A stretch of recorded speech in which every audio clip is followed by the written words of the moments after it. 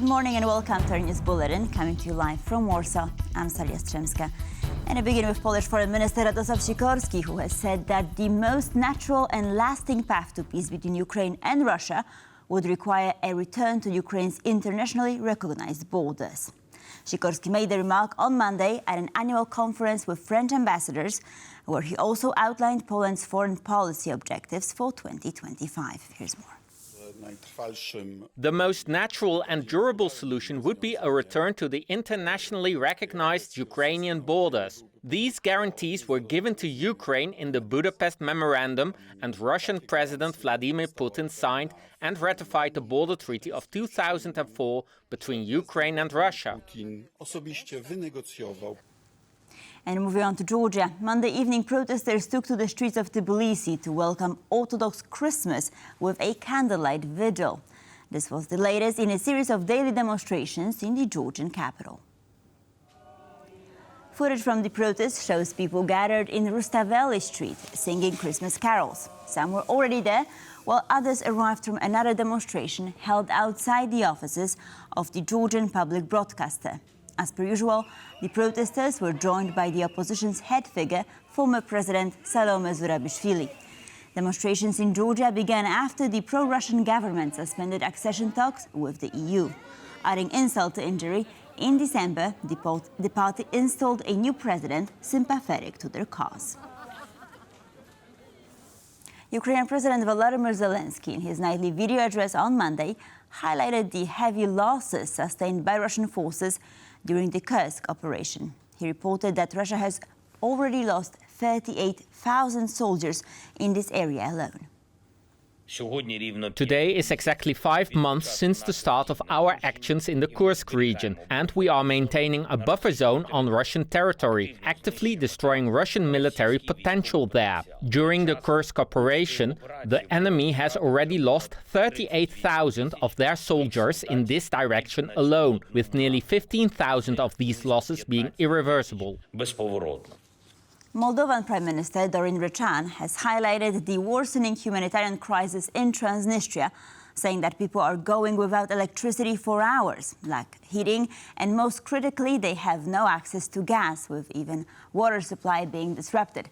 The breakaway region, which has received informal support from Russia, has been heavily affected by the deliberate halt of gas transits through Ukraine, according to the Prime Minister. Here's more.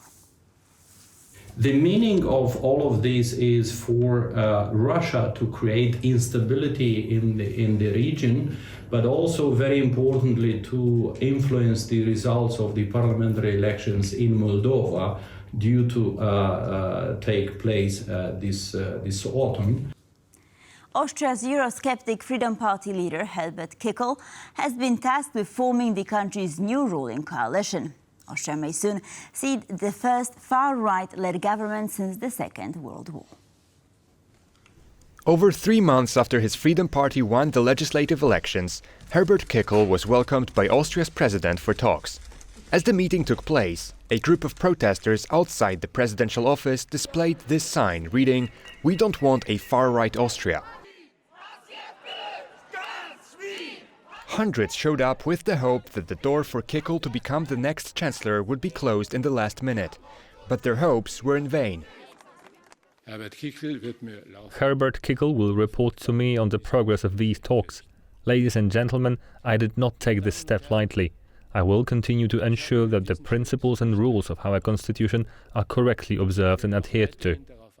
The Russia-friendly far-right Freedom Party led by Kickl ran in the 2024 elections on a Euroskeptic anti-immigration platform. The bloc was also critical of environmental protection, and these policies appealed to many Austrians.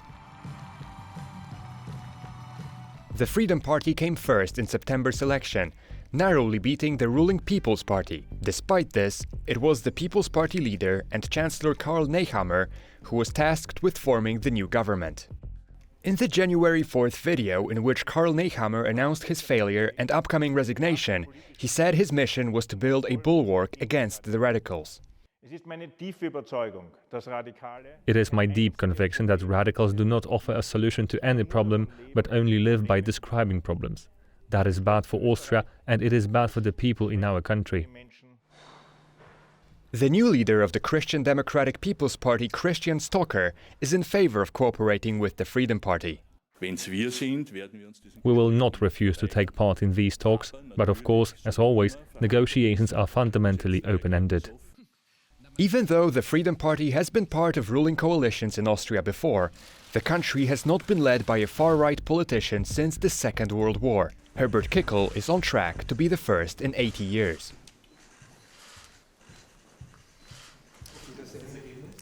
Canadian Prime Minister Justin Trudeau is stepping down as the leader of his Liberal Party ahead of October's elections, once his party has chosen a new leader who will also resign as Prime Minister. Trudeau made the announcement during a televised address on Monday. He has also suspended Parliament until March 24th, citing the opposition from inside and outside his party.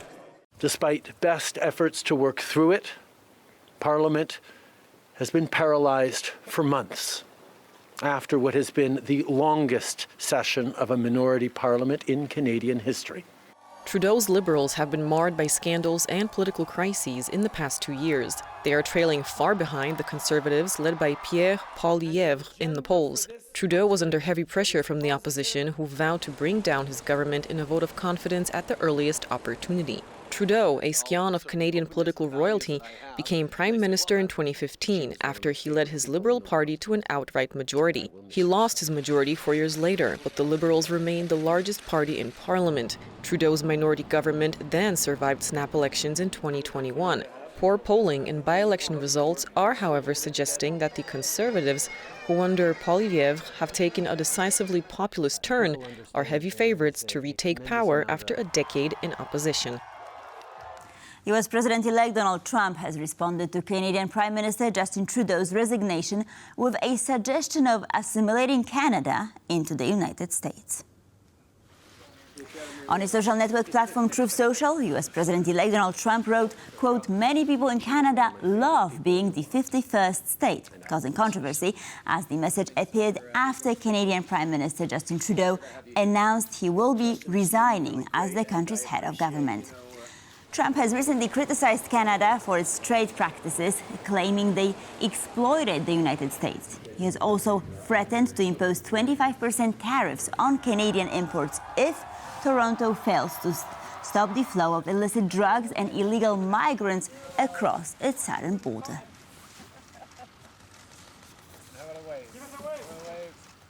The US Congress formally certified Donald Trump's presidential election victory. The vote came exactly 4 years after the Capitol was stormed by Trump's supporters, attempting to prevent the certification of President Biden's election. Trump is set to take office on January 20th and recently hosted Italian Prime Minister Giorgia Meloni, strengthening his ties with European allies. Giorgia Meloni's visit to Trump's Mar-a-Lago, Florida residence was not just about friendly photos. The two leaders share a special understanding of several issues, including illegal migration. Trump has praised Meloni for having taken Europe by storm.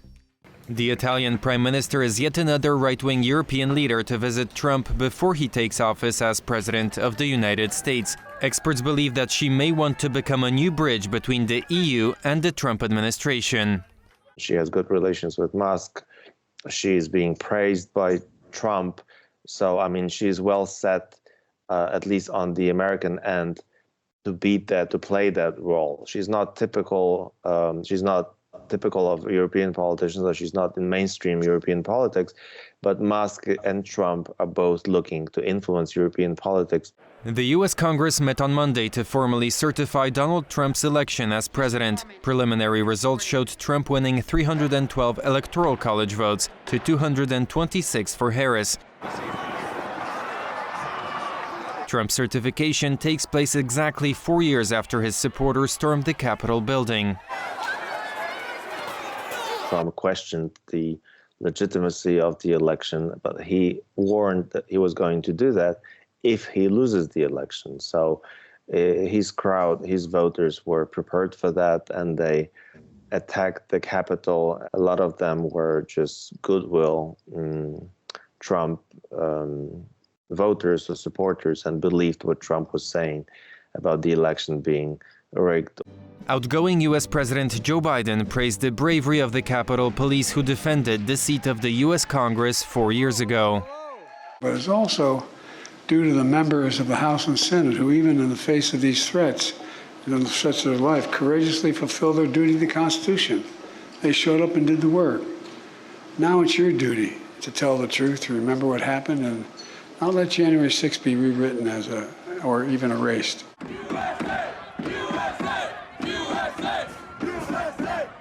Donald Trump has promised to grant clemency to some of his supporters who stormed the U.S. Capitol in 2021, but it is unclear how many of the nearly 1,600 charged in the attack could be granted clemency.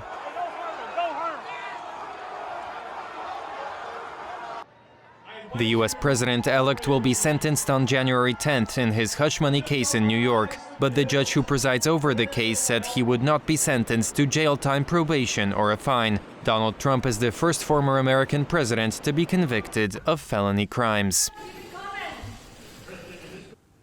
Donald Trump Jr. is expected to visit Greenland on Tuesday, according to the government of the Danish territory. The trip comes shortly after his father, U.S. President-elect Donald Trump, expressed interest in buying the island. Danish and Greenland officials have repeatedly said the island is not for sale. Reportedly, Donald Trump Jr.'s visit to the autonomous Danish territory is purely recreational, as he's expected to shoot content for his podcast there. The U.S. president-elect has made comments such as, quote, "make Greenland great again" on his social network platform Truth Social. Denmark's foreign ministry has said it would not be commenting on the trip further, as it is not an official American state visit.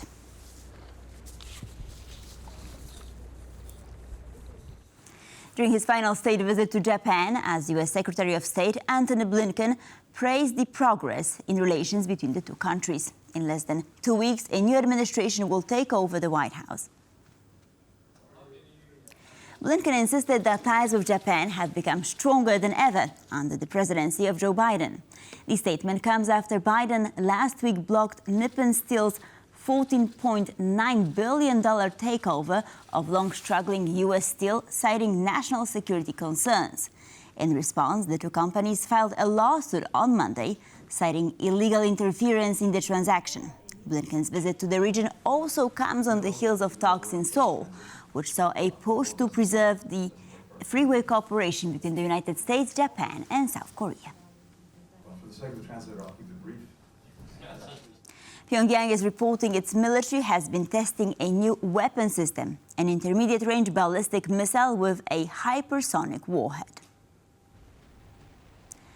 Reportedly, the tests conducted by the DPRK military were deemed successful. The missile can reach speeds up to 12 times the speed of sound, according to North Korean officials.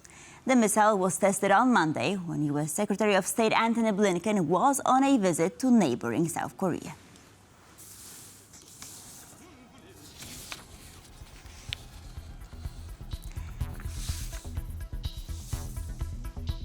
And with this, we conclude our news recap. World Talks with Klaudia Czerwińska coming up next.